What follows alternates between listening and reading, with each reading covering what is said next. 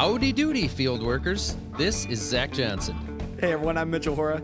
Thanks to the Walton Family Foundation for helping to make this season possible. Really appreciate them coming on. That's a big deal. So we've been talking for several episodes now about this crazy conservation mojo going on in Washington County where Mitchell is from. And we've had a few episodes looking at the guys who seem to have started this whole thing. Be sure to check out those earlier episodes because those farmers get mentioned a lot throughout the series and it will help you be able to follow along better. So if you're taking notes, you have to start from the beginning and take your notes in order? Yeah. Make sure you got a trapper keeper so you can really organize it. That's a good idea. So today we're going to check in with some of the people that are keeping that conservation culture going. A couple of the younger guys that are now utilizing what we've learned from the older generation, a couple of buddies that I hang out with a lot that are, really able to learn and now utilize social media and utilize networks beyond Washington County and really implement new ideas. Yeah, I have to imagine when you're a younger guy coming into farming and you're around this culture like this, that you have a little bit more of, flexibility or permission to be able to do this kind of thing, which isn't always the case for a lot of younger farmers. So today we're talking with a couple of guys that are doing some really cool stuff. After the break, we'll hear from a seed dealer in Washington County who actually specializes in cover crops. His name is Trent Stout. But first, we're going to hear from Michael Vittetoe. Yeah, we talked to Michael in season 2 about how he's integrating livestock. It's part of his attempt to build a more regenerative system, where he's able to really be able to implement all of those principles of soil health. Not tilling, keeping cover crops, more diversity, and integrating livestock. The livestock one is typically the hardest, but Michael was able to implement it on his farm, started small scale, and then built it up from there. Yeah, so in this conversation, we actually get to dig deeper into his operation, so deep that we were actually in the cow pasture when we did this. Actually in the cow pasture with the cows, chasing them around. Zach got to go chore cows. That made it in the YouTube video. I did. Would that be considered cow punching? Am I a cow puncher now? All right, we better cut into Michael Vititel here. He's the expert, not us. You bring us in, Mitchell. Where are we sitting here? Are we still in a pasture in Washington? We are at the Long Creek pasture, to be exact. Tell me more. Sitting here with Michael Vittetoe. He's like a 80th generation farmer from Washington County, Iowa. But we'll let him give his actual intro. And Mike, thanks for having us out here today. Tell us a little bit about the Vittetoes. They've come up a couple times here throughout our Washington County talk, and you can't really come to Washington County without meeting a Vittetoe.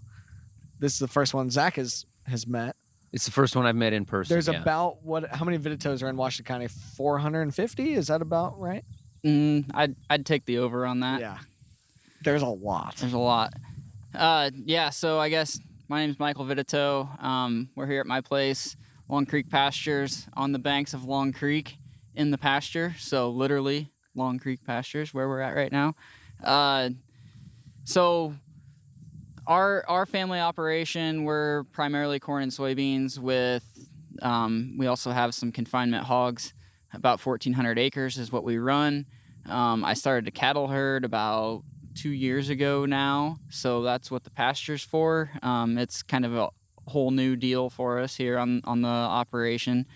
But yeah, to give a little bit of background on the Vittetoes, I guess. I'm the first direct Vittetoe that you guys have met.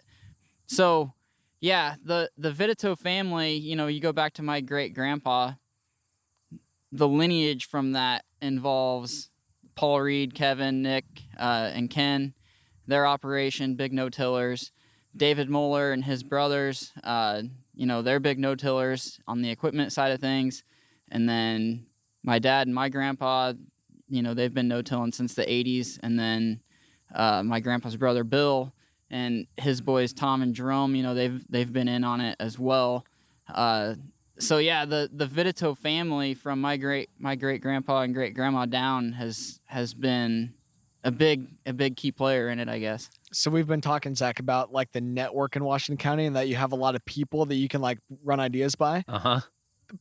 That all happened at the family reunion. I was just going to say. It's so much easier when you just go to the family reunion and they're oh yeah, we're trying this no-till thing. Oh, that's kind of cool. Yeah, Washington Let's County. have some pumpkin pie. Washington County must have one Christmas party. Oh yeah, the county just comes over and everybody's talking to their cousin.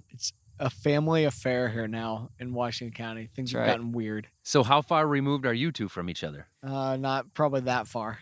No, there's some. I have no we're idea. actually not. I we're don't not think we're related, related at all. but we have plenty of like cousins that have married, and There's crossover there. oh yeah, there's some crossover. I'm sure somewhere along the lines. There's some crossover. I had to leave the county to find my wife. That was So, probably a good move. yeah. I did as well by about half a mile. It counts. In one of those counties where they do a lot more tillage. They do more tillage, yeah. Yeah.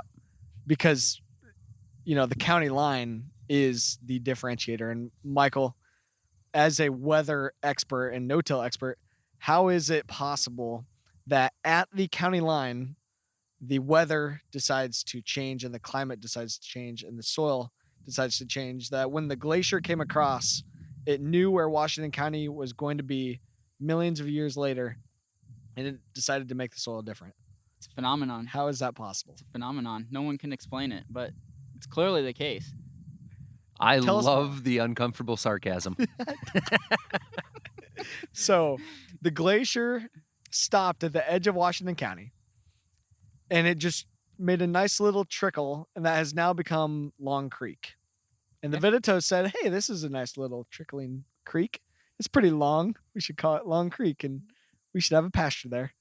And now here you are. That's right. That's right. Just had to build the house right next to the glacier as it melted. And then just extend your family within the county. Were you guys originally grazing woolly mammoths? Yeah, I suppose if you trace it back that far. Straight to the market. Mammoth to market. Direct to market mammoth. Grass-fed mammoth. I need to get in on that. It took big trucks. Boy, we're getting serious on We this are getting- episode. Yeah. This is like deep. Okay, I'm so not sure where we're going we've right been now. talking But about the history of Washington County. Tell us about the Vittetoes getting involved in no-till and your multi-generation farm. yeah, so a little history with my dad and grandpa back when they first got started. They were part of that initial group that everybody's been talking to back in the 80s, started no-tilling. They were always pretty conservation minded back in the day. Like my grandpa, he would have been one of the first guys to ditch the moldboard plow and go to the chisel plow, which it's weird to think about a chisel plow as conservation tool, but compared to a moldboard, it was.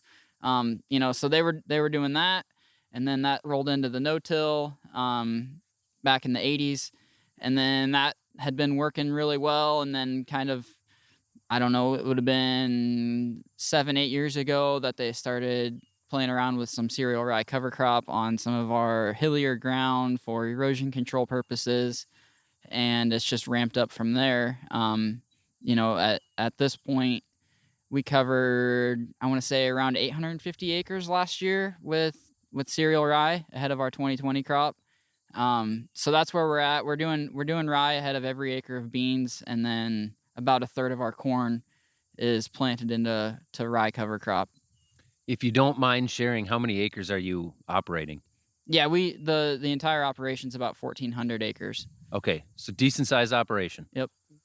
Good sized operation, but with the diversity of the hogs and now the cattle. Yep. And there's goats and chickens running around here too. There's goats too? Go look. There's 2 goats. Yeah. Okay, so tell us more about you started digging into cover crops, but your piece of this is unique in that you've gone even beyond just cereal rye cover crop into very diverse mixes, trying some of this newer innovations before anybody else around here was trying it. Yeah, so I guess to fully tell that story, I need to give a little more background on my own personal story. So out of high school, I went to school for engineering, got an engineering degree, worked professionally as an engineer for 5 years before I decided I wanted to go back to the farm, get my hands dirty, yada, yada, yada. But then when I decided to come back to the farm, I didn't really know a whole lot about, the nuts and bolts of farming. So I was essentially starting from scratch on my farm knowledge at that point. And shortly after I came back, I want to say I'd been around for about 1.5 years when Mitchell started Continuum Ag and started having some meetings and whatnot, just when that was kicking off. And that was my initial introduction to soil health was some of Mitchell's meetings. And we'd obviously been no-tilling and doing cover crops and whatnot, but I didn't really know a whole lot about it. So that was over the winter. That winter I dug into things a lot and kind of fell into the soil health rabbit hole and haven't been able to find my way out.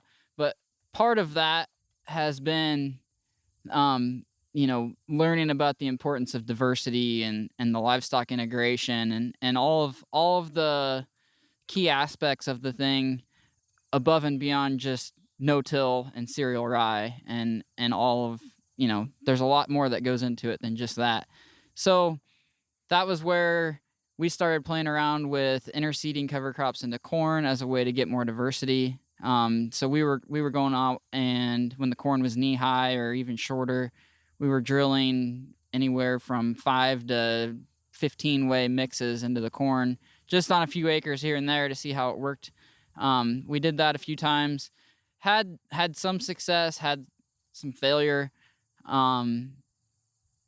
Even in our failures, we learned a lot and were able to kind of see ways that we could make that system work in other avenues, I guess you could say. And that's kind of where the cattle operation came from, because with that interseeded mix into the corn, I was able to see how everything kind of played together and just see what kind of forage production potential some of this ground has. And that's kind of where the cattle operation came from, and that's what essentially got me convinced that I needed to start that from scratch and get the livestock integration going. Because before that, I was just like, we don't have any fence. It's a lot of work.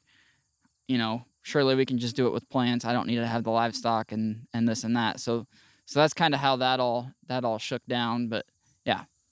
You mentioned a little bit about how it's more than just no-till and cover crop, and then you got into cattle. So can you tell us where your cattle herd is at today, and then how that works into what you're talking about when you say that it comes down to more than no-till and cover crops? Well, I guess when you look at the cattle operation specifically as being something above and beyond, the cattle is an enterprise that can be managed to, I guess you could say, manipulate the system in ways that you can't really do just with row crops. Obviously we can utilize perennials. We can utilize numerous different species that aren't really all that feasible to utilize in a row crop system. And then obviously with the cattle, with the cattle being grazing cattle, not feedlot cattle, we're getting the impact directly on the ground, whether it be the hoof impact. The area that we're recording this right now had 6 foot tall reeds canary grass 3 days ago, and now it's completely flat. We got a mat on the ground, and we'll have regrowth coming up through that. So you see that, and all I had to do was just set up some polywire around it, and they did the rest of the work. So there's that type of impact. There's the manure on the ground, the urine on the ground, the saliva from the cattle's mouths. That's all biology that's getting put directly onto the soil, or indirectly onto the soil, I guess, with the saliva. But still, it's stimulating things that you don't get by not having the livestock on the ground. So that's something that I think is very important and kind of underemphasized in a lot of cases, but it does really good things for the soil and for the system if you stick with it. As far as how that works into the operation as a whole, right now things are still kind of in a developmental stage, but eventually what I would like to do would be to have my grass finisher cattle be essentially a fallow year for our row crop ground. So we would be able to take a year and do season-long grazing on a row crop field in our primary corn soybean rotation. So that's just a way to add diversity into the mix and stimulate biology for 1 year, and then we go right back to where we were before. So that's where I would like to get it to, and then obviously have some perennial pastures and whatnot as well. But that's kind of the game plan as far as how to work it into the operation. Walk us through, though, like from the very beginning, how many head did you buy at the beginning? How many head are you up to here now? And but there was some thought process in on what type of cattle and everything too. These are not just normal feedlot kind of cows. Not entirely. So I guess to start, I've got primarily Belted Galloways is the breed that I have. Part of the reason I got it is because they look cool with their white belts and whatnot. So that has something to do with it from a direct marketing standpoint, because they have a unique look to them. So it draws people attention, especially being right on the highway. People see them and they're like, "Oh, I love your Oreo cows." So there's that aspect of it from a marketing standpoint, but also they are a British breed. So they're similar to Angus. They were developed kind of in the poorer areas, with poorer forages. So they are supposed to be better at converting forage into beef. So being a grass-fed herd, that was something that was important to me, more so than converting grain into beef. So that kind of sums up why I went with the Belties. They're good mothers as well, and just kind of hardy animals, easy birthers. Mostly he thought they were cute, though. That's Mostly it was the belt, but there was the other stuff that I'm like, well, there you go. We'll go with that. They're pretty fluffy too. Yeah, and I am a big fan of Oreos. Yeah. So Me too. Sold. sold, yes, sold. Definitely. Can you understand them with their British accents? It can be a little challenging sometimes. The moo, it finishes different. It starts the same, but they finish different. Right. And do you have to have like tea bags in the water, or like is that just like a side like that sometimes happens? They this have is a real like their this tea is is free choice. It's free choice. Oh, free choice on the yeah. tea. Cool. But so in 2018 was when I started it. I bought 3 steers and 2 bred cows, and that was all I had. Now we're up to, as of 2 days ago, we're up to 33 total animals, including the steers and the cows and the baby calves and everything. So, yeah, we've ramped it up fairly quick, but Is there a number in mind for a goal, or is that something you can't really put a number on it? Can't really put a number on it. It's kind of like asking someone, well, how many acres do you want to farm? If you could. I always just say all of them. Well, I don't necessarily want to say that, but as long as it's profitable and not putting a big burden on everything else and straining things in ways that we don't want to, then I don't see any reason to not keep building it to a certain point anyways. But yeah, because what I've found, the amount of labor that I'm doing with 33 animals, especially if right now I have them in 2 groups, so it's a little bit more labor. But when I have everybody in one group, the labor for 33 animals in one group isn't a lot more than what it was for 5 animals in one group.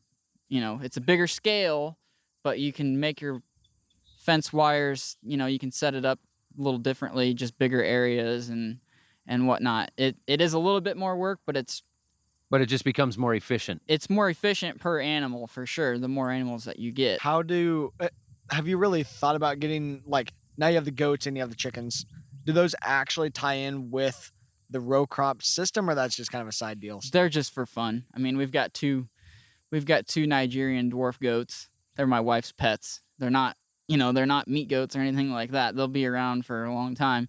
And then the chickens, I think I can at some point build my chicken numbers. They're laying hens. I think I could also do some meat birds, and work those in with the cattle. I've got a portable shade that I move around for the cattle because I don't really have any trees for shade. So I think I could build a chicken house into the portable shade and then just have the chickens running with the cattle, and then they go around and scratch the cow pies out and spread that out. That way Annie doesn't set her chair in them. But I think that's something that could work in together, especially with the cattle, the beef direct marketing aspect of the business. It helps build your customer base. It's a lot easier to get someone to buy a dozen eggs for $2 than it is to get someone to buy a quarter of beef for, hundreds of dollars. So it opens up your customer base and gets you involved with people, and it's just a way to kind of get your foot in the door with more people on the same acres, I guess. So who gathers the goat eggs every day? Dwarf they eat 'em. Nigerian goat eggs. They Zach. eat their eggs. I've been excited to ask that for 2 minutes. I didn't even know there was such thing. Talk about the generations before you and what they had to do with the evolvement of where you're at today. Right. So, like I mentioned before, my dad and grandpa, they were early adopters for a lot of conservation practices, whether it be, I mentioned the chisel plow versus the moldboard plow earlier, and then the no-till when they adopted that in the 80s. That was adopting no-till in the 80s was a pretty big step. You think about what they were up against at that point in time. That was a pretty big leap of faith, and I know there was a lot of work that went into that, getting equipment set up properly, going to field days to see what other people that had already adopted it, seeing what those guys were up to. But yeah, that was a big step for our operation, and seeing the earthworm populations bump up on our fields since that happened compared to some neighboring fields that maybe haven't had the no-till going on for as long. And then they were already working on adopting cover crops before I came back to the operation. So they were already looking for the next step and looking for ways they could continue to improve, because not that we have a lot of hillier ground, but some of our C and D slope fields that we have, we're still having erosion problems even with no-till. So trying to find ways to address those issues, I guess, would have been, the next step at that point in time. And so that was how we kind of got our foot in the door on cover crops and started utilizing them. So, for example, the field right behind us here has some C and D slopes on it. That was one of the first fields that we put cover crops on because there's erosion concerns and whatnot on that field. Since we got more experience with cover crops on fields that had erosion issues, then we started kind of rolling those into some of our flatter fields, and we've started to see how a living cover crop of cereal rye in the spring can really help address excess water and excess moisture conditions that we run into on some of our heavier prairie top flat soils that we farm. And so that's where we're at now, is we're starting to implement cover crops on all of our acres, whether it's got erosion concerns or not, because we're seeing benefits from the water management standpoint and some of the things that we come to that we have to deal with in the spring on those fields. So your dad and grandpa obviously were super early into this, riding kind of that initial wave that we've learned a lot about here through this trip. Did that make them more open-minded now to some of the other things that you've brought back into the operation? Or what's their mentality been? I would say so. They've kind of given me enough rope to hang myself, I guess you could say, where they let me go and do some stuff that a lot of guys wouldn't allow to happen on their operations. And, that's where, like, you look at the interseeding thing, that was some pretty wild and crazy stuff that we were doing at that point in time. And we still have plenty of wild and crazy stuff going on around other than just interseeding. But, yeah, they've been very open to new stuff as far as what practices we're trying on the operation and whatnot. And, obviously we're up to 850 acres of cereal rye last fall. That doesn't just happen if someone's completely pushing against it, so.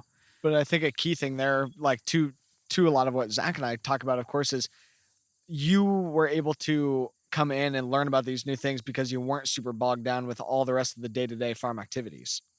That was pretty much covered by your dad, covered by your grandpa. Yeah, you have to help when the busy time, but a lot of the hardcore day-to-day, you have a little bit more flexibility to go and say, okay, I'm going to go try something new or build something new, because you have a little bit more the timing and person flexibility to go and do something. That's a huge thing for my family's operation too. Right. To be able to have the labor there. Yeah, the labor. To sustain where you're at, well, you have some of the flexibility to be able to try to mess with it.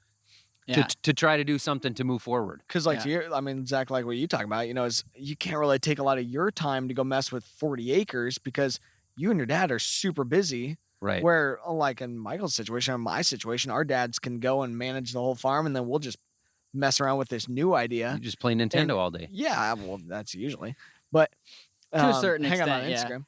I mean, obviously we've got a lot going on with our other livestock and obviously the rest of the grain operation and whatnot too. I have to manage my time accordingly on that aspect. You But can't just sit out here and pet the cows all day. I mean, I like to, but I try to, get other stuff done as well. But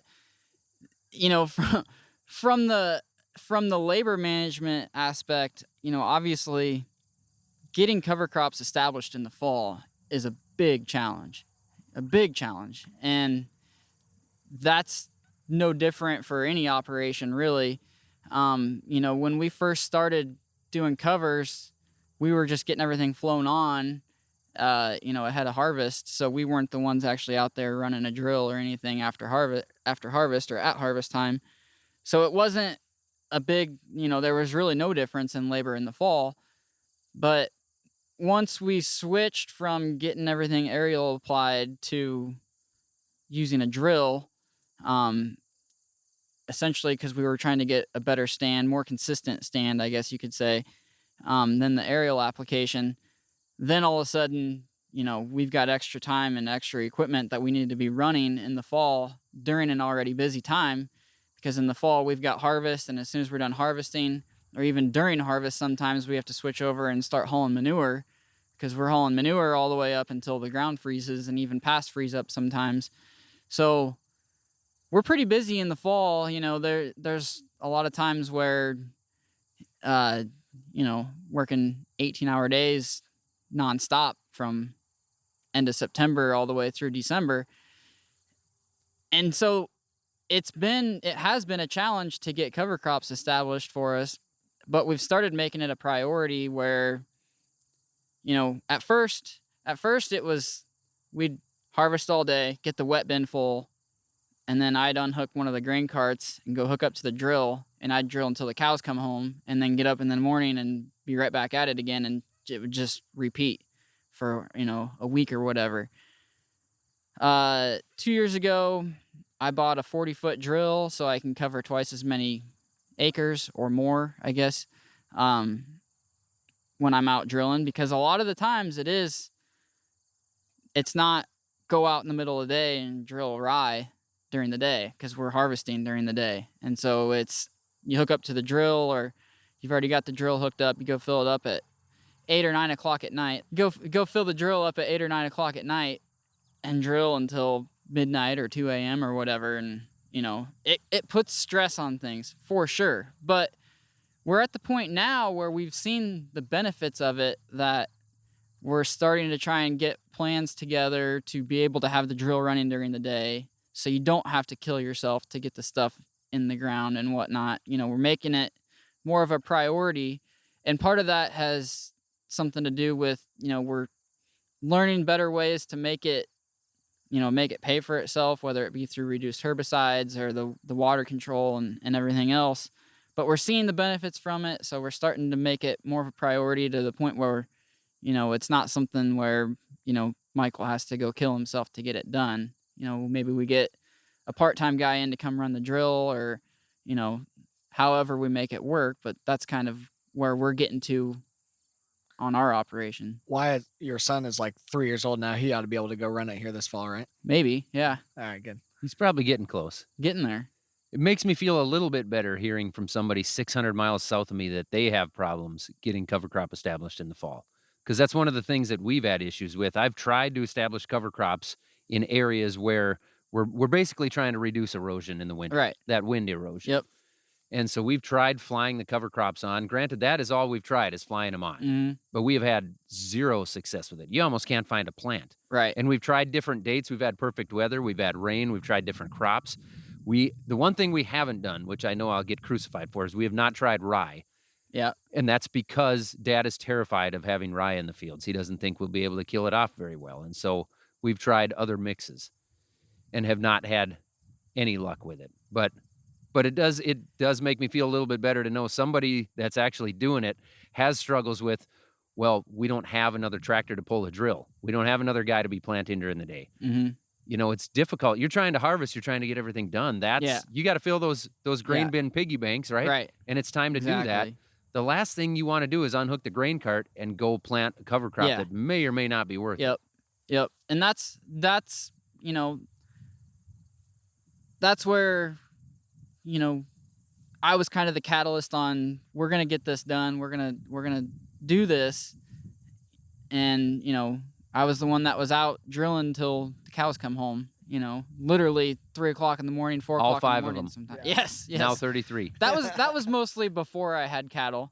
But yeah, that was, you know, I think back to those days, because we still had, my dad bought a 750 drill back in the 90s to no-till beans with, and we still had it. And so that was what we went and started drilling cover crops with. And it was 20 foot wide. And, you know, you just get dizzy running a 20-foot implement across hundreds of acres in the wee hours of the morning, because it's, you know, going back and forth, and Feel like you're getting nothing yeah, done. you're not getting anything done is the thing. So now that I got a 40-foot drill, it makes it a little bit better, and I can actually get quite a bit of stuff done, you know, per hour that I'm out there. It makes my time worth it more, and everything else. So We still run everything with a 20-foot drill, but that's okay. yeah. But we are able to kind of split up the work to be able to do it too. And I mean, we'll start planting cover crop in, you know, September 20th and finish December 5th too. And yeah, it's just kind of, you do it when you can do it. And so we've been trying to stay as current as we possibly can with our drill behind the combine. And that doesn't necessarily mean every night that we get done combining, I go drill some. It's more, you know, we get a decent chunk combined over here, then we go get that all drilled and kind of get caught up, you know, in a day or two or a night or two, whatever it is. But try and be getting it done as quick as we can. The drill obviously is going to work better the fresher the corn stalks are. Like if you can get the drill through it before you get a rain on it, the disc openers will cut through the corn stalks and corn stover a lot better than it does after it gets rained on and kind of gets matted down and everything. So that makes a difference, I've found. But there are people in the area, you know, the guy that was just honking going by, Michael Cavan, they How's he related to you? he's not, but they're first name is the relationship. First generation to the county probably then, huh? No.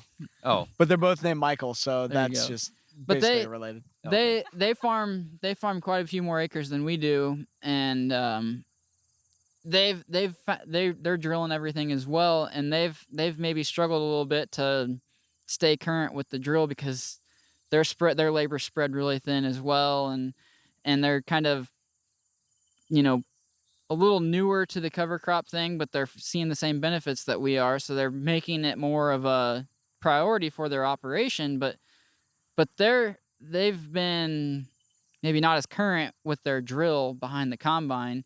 And then sometimes you get frosted out and you can't get back into the field. But they've been willing to go out and drill rye. I think he did some in January this year. Some in January. I know he's done some on Christmas Eve. He's done So some in December. obviously the top of the ground is frozen at that point. Yeah. Well, he'll get a window where the top is thawed Just out. thawed enough. And then, you know, we might not have deep frost, but there'll just be like a little crust of frost on the top, but then it's thawed underneath, and he'll go drag the drill across it. And so obviously that's not going to germinate and do anything until the spring, but they've had enough success with it that they're still doing it. And, you know, they usually don't plant their beans until end of May, middle of May at the earliest. So they give it time to grow anyways, but, you know, that's them finding a way to make it work on their operation.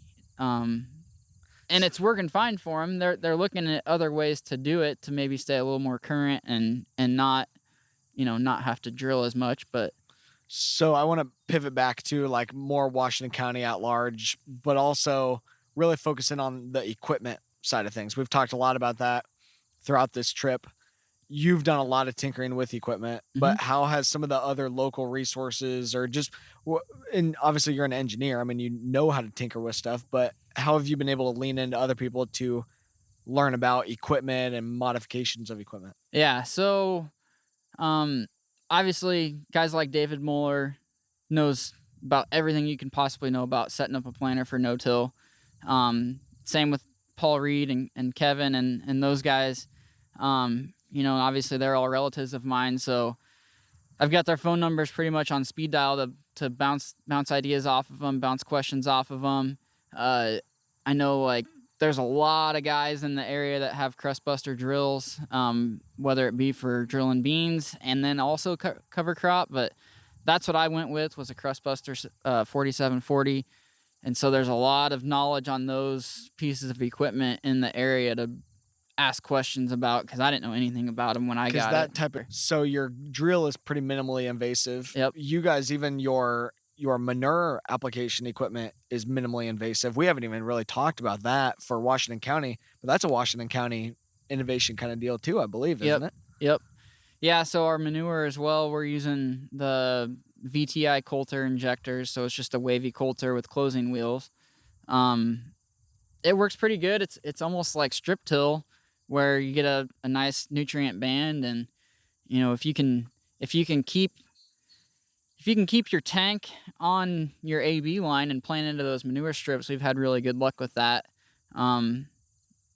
It can be a bit of a challenge when you get numerous different tank operators in a field at the same time to keep everybody organized and in the same spot.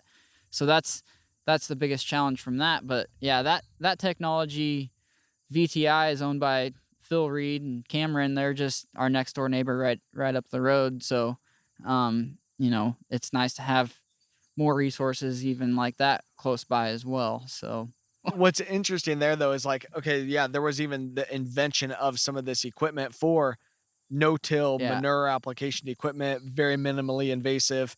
It barely opens up much of a slot at all for putting manure in. And then you can plant right on top of that if you have your GPS dialed in, or if you're a good enough driver. Yep. But it's still getting the manure below the soil, so you're banding the nutrients down into the soil. And then you get into, so the new hot thing in corn is 60-inch corn, right, Mitchell? Like, everybody's talking about 60-inch corn. It's a fad. So last year we did a little bit of 60-inch corn, primarily for interseeding purposes, because we were having problems with our interseeding getting shaded out by our 30-inch corn before the end of the season, and then we go to combine it and nothing's there. So I was like, well, the 60-inch corn, we'll have more sunlight getting down there. So we did that last year. It worked okay. We had some challenges with it. But when I was out walking the field one day, I got to looking at it, and I was looking at the row spacing, and I just kind of scratched my head, and I'm like, you know what? We could get our manure tank down in between these 60-inch rows, since we don't have 30s everywhere, because we've got the big floater tires on the manure tank. So what we did this year on the 60s that are right behind us here, we actually side dressed hog manure after the corn was planted on that corn, on the 60s. So that's something that I think has a lot of value from a nutrient management standpoint, water quality standpoint, because what's the 4 R's? Yeah, the right time and the right place and the right product. The right time is the struggle, obviously, for hog manure, because a lot of the times we're putting it out in the fall, and last I checked, corn's not going to take it up for quite a while. So it's not really the right time to be putting it out, other than the fact that after the application equipment goes across the field, we get freeze thaws to get some of the compaction worked out and all that stuff. But you get a wet spring, and we've seen tremendous nitrogen losses on that manure, and obviously it's not good for our bottom dollar, but it's also not good for the water quality standpoint, because we're losing that nitrogen, and that's going into the water system, and it's just bad for our neighbors downstream. So trying to shore up problems like that, the side dress hog manure, I think, is is something that can help tremendously with that. And that was just kind of something that we stumbled upon by accident, but we really like what we're seeing from it. Sometimes that's how innovation happens. Yeah. So you're driving between these wide row corn rows. Yep.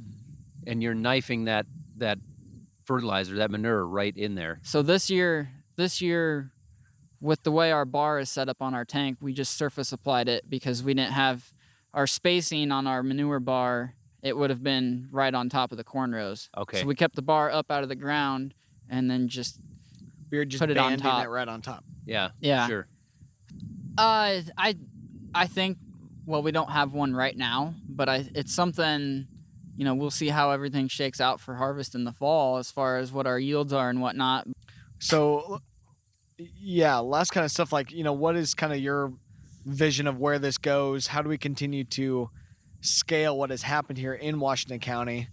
And what's your view as obviously a, young guy like Zach and myself too on where does this go? What do you think is the future going to look like in this? Well, I think in my mind and on our operation, cover crops aren't a fad. They're here to stay. We've invested in equipment and infrastructure to make that happen. I think herbicide resistant weeds are going to force a lot of people's hands to start implementing some of this stuff for their weed control program, just not really out of choice, but out of necessity. As some of these new traits that we have start to develop resistance like Roundup did, I think that's going to force some people's hands. And at that point, it's going to get, it's going to be implemented on more and more acres at that point.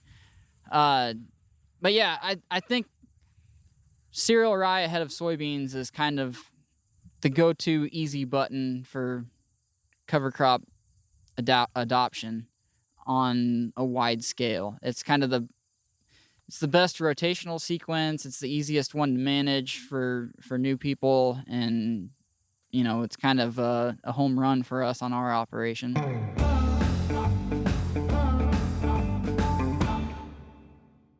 That's Michael Vittetoe. We'll be back after a short break. And we are back now with Trent Stout, who is a seed dealer in Washington County, Iowa.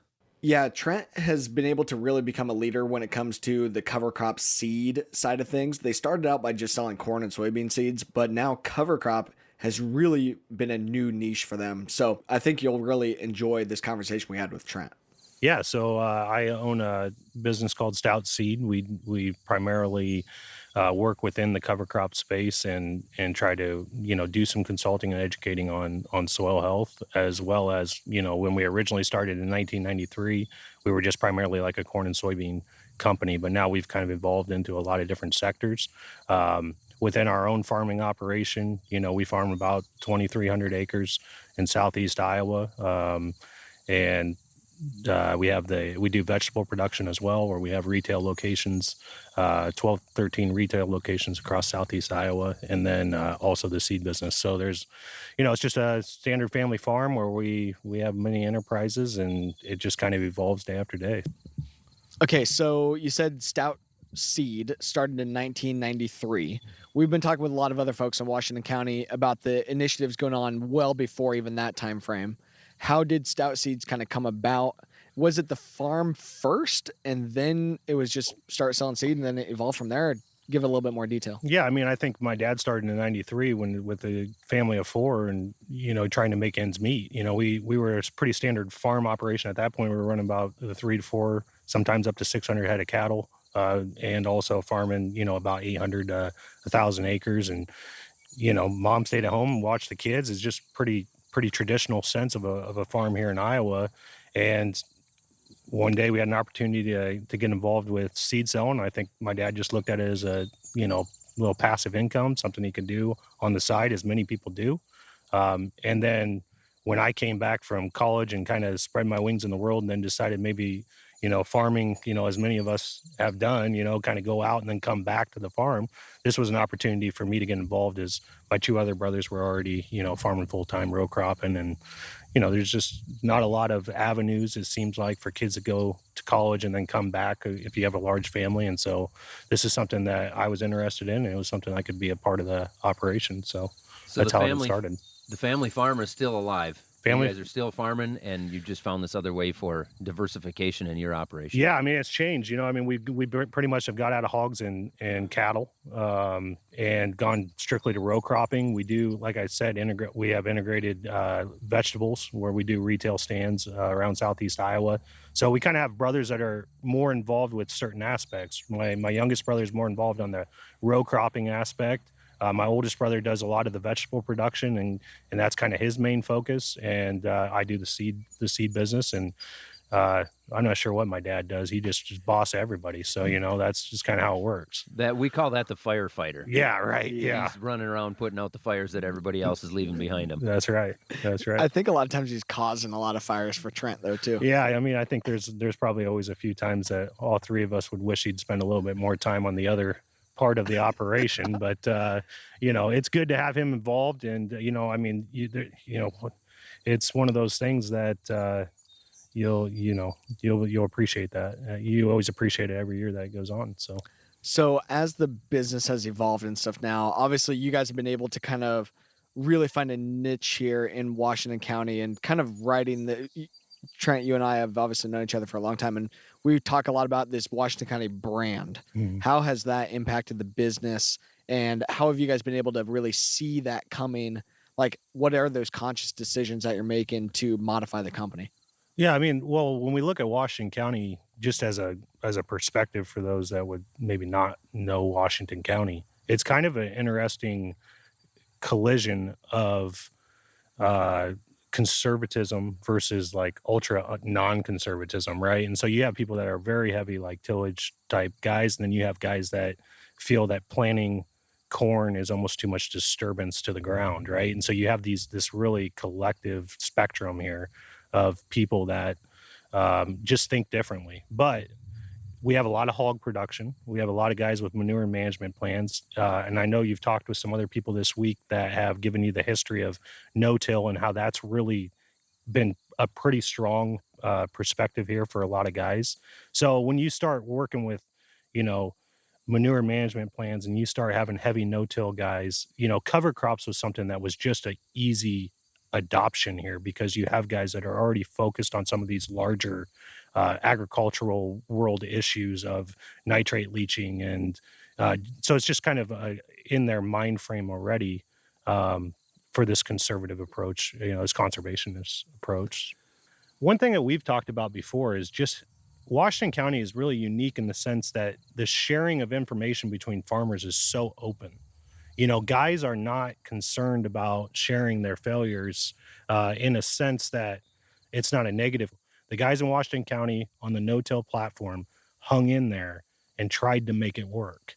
Other counties, if they didn't have that support system, it was just easy to, let's just go back to the way that we did it before. It's a collective effort. You have to have all of these different entities. You have to have somebody in the retail seed space who understands and is committed to that aspect. You have to have somebody in the equipment space that understands and is committed to that aspect. You have to have someone in the NRCS office that's committed to making this work and trying to find ways to help people make this work. And that's what we have here. And that when one of those pieces falls apart in another county, I've just seen that it's easy to gravitate away from making these adoptions work.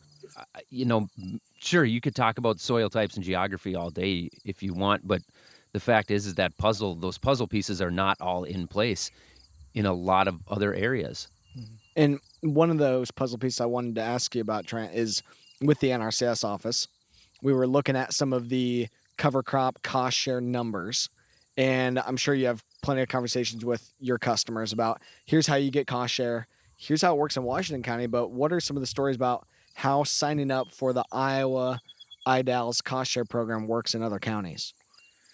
Well, a lot of times guys don't even know about it. And that's, I guess, essentially hits on what we've just been talking about, right? It's about passing of information and how easily information can travel through the farming community. And so I'll get a lot of calls from neighboring counties or outside of the county or even outside of the state, right? And it's okay, what is available? It's just trying to have that education piece on what is available to you on so many acres, or these different programs, or the watershed programs, or the equip programs, or I mean, there's so much money that's out there in some sense for a guy to get his feet wet, and then at some level to even sustain that, depending on geography. And so it's just about education on that. What's your advice on what do you think needs to be done? How can more farmers become aware? Listen to the Fieldwork podcast. Yeah, That I would mean, be number one. That'd be right, awesome. yeah. But besides that, Well, I think you have a changing of generations, right? We have a changing of generations on the farm. You have a changing of generation happening in the NRCS offices. You just have a changing of generation in farming, in the farming community in general. And so it may become a solution in which, as time goes by, that problem kind of fixes itself, just because you're going to have more awareness to it. People are more exposed to it. But if you have somebody who's just wanting to pass the time, and I'm not trying to say that that's what's happening here, but if you have somebody that's just, punching the clock and waiting to go, get a paycheck, right? Like they're not going to be somebody who's going to help move the peg on this. It's almost a little bit, you keep coming back to that. It's almost a little bit like we're learning to farm again. Well, like you're 100 changing the years ago. system, right? You're changing a system.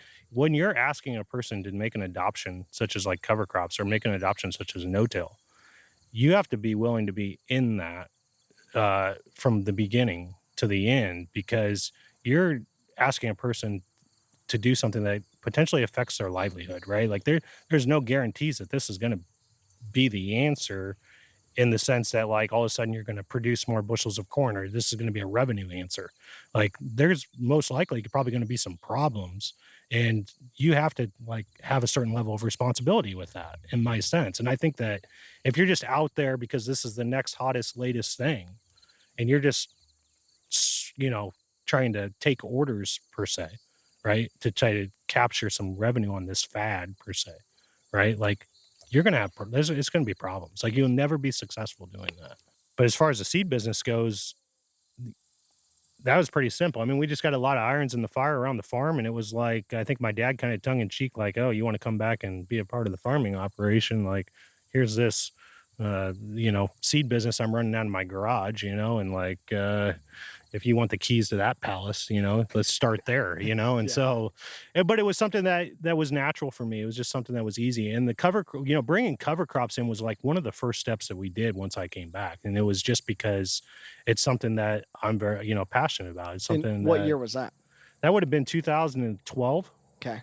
So yeah, the cover crop thing being 2012 though, it's not like this was super early into the company. The company had been 20 years old, Yeah. just selling corn and soybean seed though, just Yeah. like a lot of other young farmers do Right. though. Yeah, Lots with a of guys sell handful a little bit of seed handful on the of side. customers, Yeah. and just kind of selling to the neighbors, and But then just- to evolve into cover crops in 2012, like how did that come about? Because 2012 the grand scheme of Washington County, there have been guys using cover crops for way before 2012, but that was still kind of the very early age here of like this new kind of cover crop era. How did it come So about? how'd you Well, guys it was something first that I learn? was interested in. I probably at that time in my career was a pretty terrible corn and soybean salesman. And so I just thought, going out there and trying to talk to people about something that everybody else is talking about was difficult, and so this was something that I had read up on. This is something that I was interested in. I had, seen going on, and it was just something that I was trying to fill as much information as I could inside of my, very limited brain space. And so essentially what I was doing is just going out and talking to guys about it. And that's really it wasn't any magic pill that we took or anything. It was just going out and having conversations and being present and, trying to see what guys needed. And we've just evolved from there. I mean, it's just been an evolution of guys hey, I want to try this and I want to try that. And, so we just kind of evolved that cover So crop it says space from people there. say, hey, I need cereal rye. Can you give me that? Hey, I want buckwheat. Can you give me that? Hey, I want tillage radishes. Can you give me that? And then you have a guy like Michael Vittetoe that brings you a list of like 45 different things and says, hey, can you find me this? You're like, yeah, sure, bud. Yeah, I mean, it was more in the sense of I'm having this issue on my farm, and us saying, well, here's a different way that we can go about. You've been trying to solve that issue for 50 years on that farm.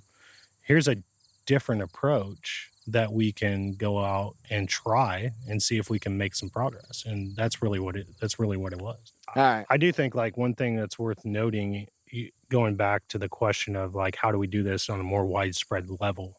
3 to 4 to 5 years ago, that's really when we kind of recognized that as a problem. And we knew that education, that if guys were just walking into co-ops or guys were just walking into retail spaces and saying, like Mitchell was alluding to there, I want some cereal rye. Can you get me some cereal rye? And they take an order and then they ship it out the door. And then that guy has these issues that come with it. And the guy's going, well, I don't know what happened. Yeah, I got you the rye. Yeah, What more do you want from right. me? That's where my job ends, right? So we really went after aggressively trying to set up a distribution network of key dealers, guys that were like-minded, guys that were willing to try to push the peg on soil health and regenerative agriculture and everything that comes with that. And so we now have a distribution network throughout the Midwest, in which a big piece of that is giving those people that's someone to call, right? That's someone who they can lean on as they themselves have that personal growth and to be able to help other people adopt that. Because you definitely haven't like hit on enough. Stout Seeds today is not just one little location in Ainsworth, Iowa. Stout Seeds has some retail there out of Right. Ainsworth, but you guys wholesale and have a massive network all around the country. Yeah, and it gets bigger every day. I think that's what Trent does a good job of too, is when somebody's asking me about this like random cover crop that I don't know about, or like what kind of cover crop to throw in an actual, cattle forage blend, you gotta know the right person to call. And when that person is there and local is huge.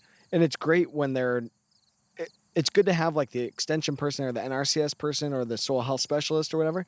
That's fine. But having somebody that's like there that can deliver the full solution to you though too, like that's a big piece also. Yeah, that takes a lot of education to try and figure out where do you go with the entire system. Good thing Trent is like a cover crop wizard now and has to learn all these different things so that when guys like Michael and myself call him, he actually knows what he's talking about, or else we'll call him out. And You could fit what I know in a very small box and what I don't know in this whole field, Is that why you have a tiny head? That's why I got a tiny head. You got it. Yeah. So I'm sorry, you left the door open on that one. yeah. I think it's also important to know that this is a journey. Like it's I hate that word. Like, oh, we're all on this journey, right? Like, can you cut that out, please? But that's I mean, stayed in. This is the fieldwork journey. Yeah, right. Yeah, I'm so glad you guys could be on my journey today. Part of the right? journey where we talk with Trent. It is important to note that it is a process, right? And that people are on different levels within that process. So even going to social media, I think that that's a great resource. Don't get me wrong. I'm on a lot of those groups and there's a lot of great information shared, but a first-time adopter to take advice from someone who's been doing this for 15 years is just not at the same level, so you got to be a little bit careful there. Zach, I think you've even seen a lot of that on people trying to throw different ideas and advice at you and stuff. And some of it's just way too complicated and like trying to go to step 10 right away.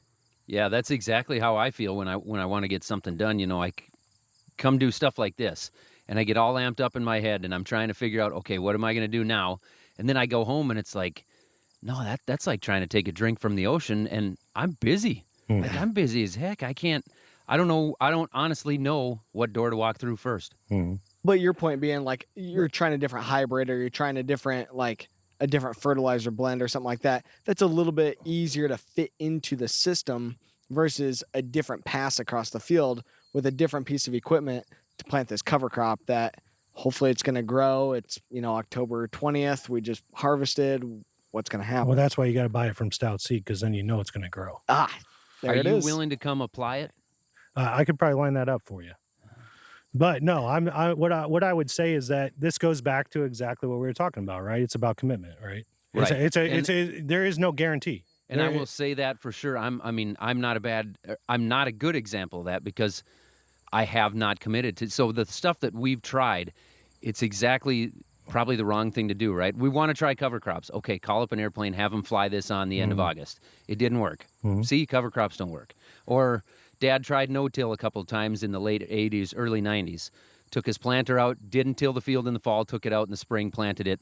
Huge failure. Right. And so from that point on, he took that hit to the gut one time, and or a few times, and it was enough for him to say, no, like I'm not taking that risk anymore. He had a family to feed, which was awfully tough in the 1980s, right? Mm-hmm. Absolutely. So you go back to what works. Turn that soil over, make it black, get it to dry out, get that nice seed bed, and use the equipment we have to do the best job we can. Did you know that a living cover crop ground, like let's say that we had no-tilled ground, right, with a living cover crop in the spring, right, from the hours of 10 to 2, that ground's actually warmer. It's actually pulling more moisture than versus the tilled soil next to it. Well, I believe you, but I'm going to go back to a little bit of I wouldn't call it hypocrisy, but I get told by the cover crop guys that you want your soil to dry out. Plant the cover crop. It'll use evapotranspiration to pull the moisture out, right, and wick that moisture away. So your field's actually going to dry out quicker. And in the same conversation, they'll talk about how the cover crop is going to shade the ground and hold that moisture in, and you're going to have a lot more moisture in the soil, which is what you need. Not where I'm from. I almost never need more moisture. I'm trying to get rid of as much as I can. Sure. Rye does a great job at that. When rye's living, it's actually pulling moisture, right? So actually your biggest problem with a living rye crop is moisture management because it's pulling so much moisture out of the ground. It's the minute that you kill it, right? It's the minute that you kill it, now it turns into a mulch and it locks moisture in. And that makes sense. Right. That definitely makes sense. So that's where the timing comes in. So the NRCSs, when we battled this for years, 5 years ago, 4 years ago, maybe even 3 years ago, they were running around and it was like you had guidelines on when you had to kill it 2 weeks ahead of time. You had to do this and do that to manage that cover crop as a part of the funding. And like we'd go round and round with them because you just can't do that on no-till soils, right? Like that's why the new movement now is like planting green, planting into it, right? Right. Because we want that rye to work for us and then plant into it and then again work for us once we kill it and lock that moisture in. Well, if you want to look at timing, to me, timing makes me nervous too, saying, well, you have to do this then and this then and this then, because there are times when, let's say I wanted to kill my rye 2 weeks before I come by and plant. If I'm able to get out there with the sprayer, I should probably be planting in my area. Yep. But now you add 2 weeks to it, and let's say 10 days go by and I'm getting ready to plant. It might start raining for 3 weeks. Now I've got dead rye out there rotting that I can't even pull a planter through because it's pulling up root balls and tearing things. I've got a complete disaster on my hands. 100%. And that's what we've seen. And that's been the number one issue on fires that I have to put out is that the farmer did go out there and terminate it before planting because they were going to plant the next day. Well, then they got a rain and weren't able to plant the next day. And now it's a freaking jungle, a disaster out there. That's why I say don't kill it ahead of planting. That's been my thought process. Now, the key there, though, on what I think you need to do is do it in planting soybeans into it, because we'll plant our soybeans into green cover crop and we'll wait anywhere from 3 weeks to 8 weeks later. I got a huge window. I'm probably going to get an opportunity to go spray sometime in that 3 to 8 week time period. Right. That opens up the window so much more. That's my first pass of herbicide, probably my only pass of herbicide. Now I'm saving lots of time, and it's huge, and I'm pumping carbon. I'm saving money. Last year, we saved $25 an acre on herbicides because of that. And so you're not putting down any kind of a pre-emerge. You're using the cover crop basically as your pre-emerge. All we do in the spring is some dry fertilizer goes on in the spring with our nitrogen and sulfur and some phosphorus and potassium. So dry fertilizer spread in like March, even end of February, and then plant. And that's it. Planter, because like to your point, Zach, when it's nice and everybody else is getting ready to plant, you get like springtime, it's like, we're at the gate ready to rock. And that first sunny day, that soil temperature hits 50 degrees or 47 degrees. And you're like, oh, it's going to get there this afternoon. We're going. It's And- cute to me that you guys down here worry about soil temp. Yeah. Once the frost is out enough to push a planter in, we plant. Yep. Sometimes you run into those heaves and you pull up a lot of mud.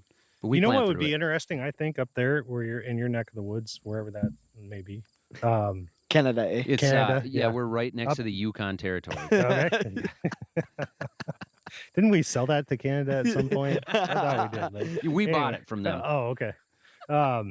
Anyways, what I would say is I would be interesting to see whether that rye actually helps that frost come out earlier.